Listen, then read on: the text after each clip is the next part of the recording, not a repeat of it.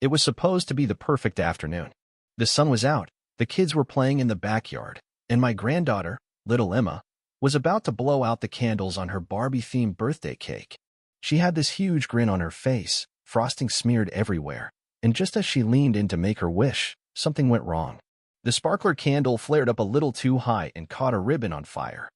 I didn't think much of it at first, just a little flame, right? But then a breeze came through, and that ribbon went flying right onto the dry grass like a matchstick dropped in kindling. In a split second, the fire spread. My heart raced, and before I knew it, I was running for the garden hose. I yanked the nozzle, expecting to feel that rush of water, the cool relief I needed to save the day. But nothing. Not a drop. I tugged again, confused, and then followed the hose back toward the fence. And there she was, Karen. You know, the self-appointed queen of the HOA. She had this wide-brimmed sun hat on and those oversized sunglasses, looking as smug as ever, standing there with a pair of hedge clippers in her hands. I was still processing the fact that the fire was spreading, but she didn't seem to care at all. She just stood there mumbling about hose length regulations, like that was more important than I don't know me house not burning down. She looked me right in the eye and said, "You were warned." I couldn't believe it. My yard was on fire, my granddaughter was crying, and she just cut my hose. Just cut it. In the middle of everything. As I stood there, feeling like I was losing my mind, the fire crept up our fence, and neighbors started yelling. One of them, Mr. Collins, ran over with a bucket of water. Another one, Mrs. DeVy's son, was yelling that she had a spigot at the back of her place and was running to grab her own hose.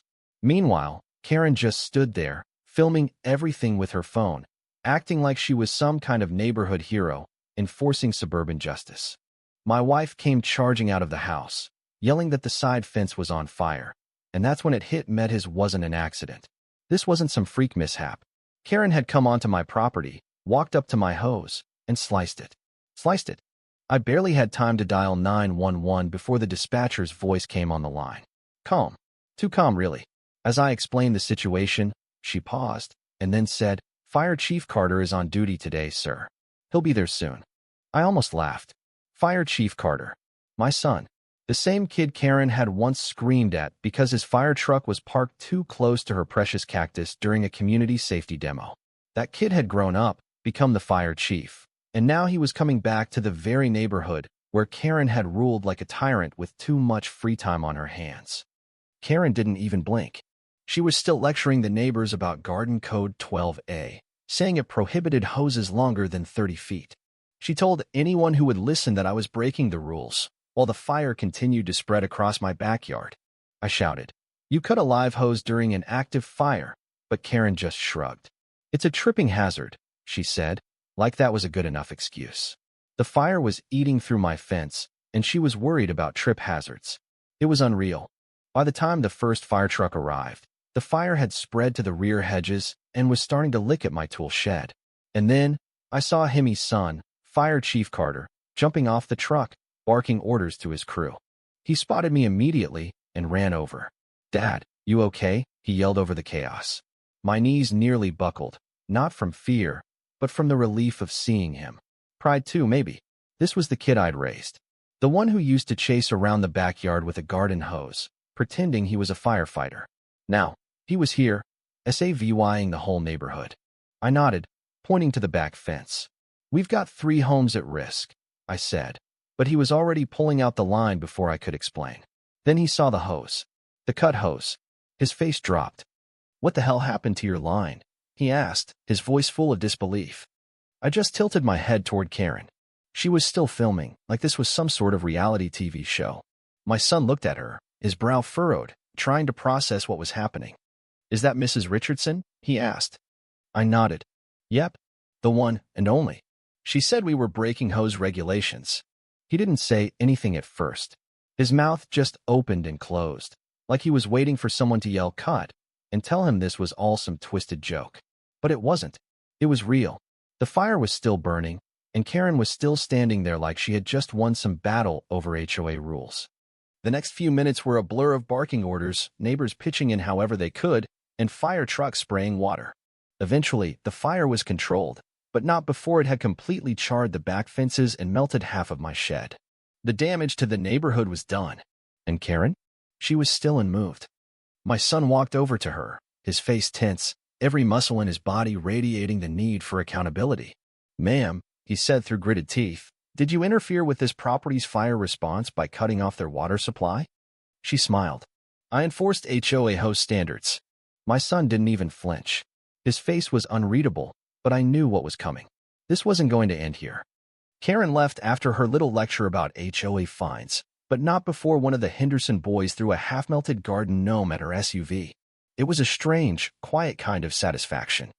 Later that evening, after the fire was out and things started to calm down, I sat with my wife on the porch, trying to make sense of it all.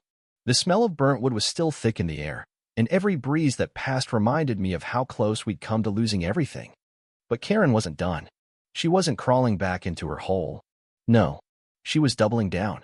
She posted on the HOA website, calling the fire a minor issue and implying that she had saved the neighborhood by enforcing the rules. She even included a blurry picture of herself standing near the scorched hedges with a proud smile on her face. I wasn't just going to let that slide. The next day, I went to the HOA office, and I wasn't the only one. Mr. Sandyval, a neighbor, was already there, showing a photo of his burned lemon tree, demanding action. I met Raj, one of the more reasonable HOA board members, and got a quick rundown. Karen had manipulated the HOA for years, stacking the board and using her position to control everything. But now it was different. This wasn't just about a hose anymore. This was about safety, about power, and about one woman trying to control an entire neighborhood. But she had messed with the wrong family.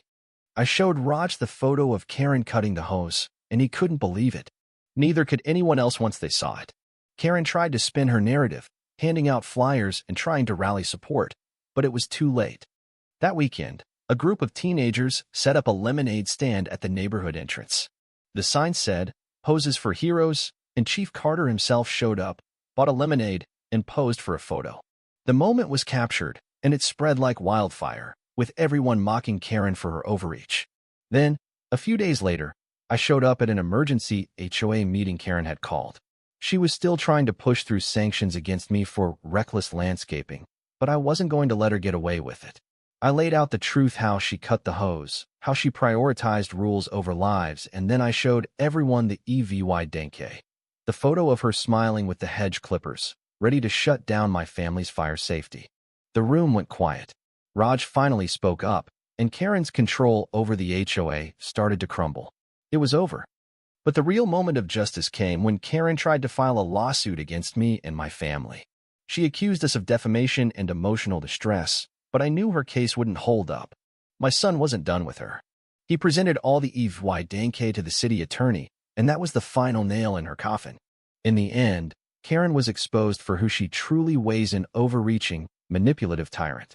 And while she tried to salvage her reputation with some absurd public forgiveness gala, no one cared. Her time was up.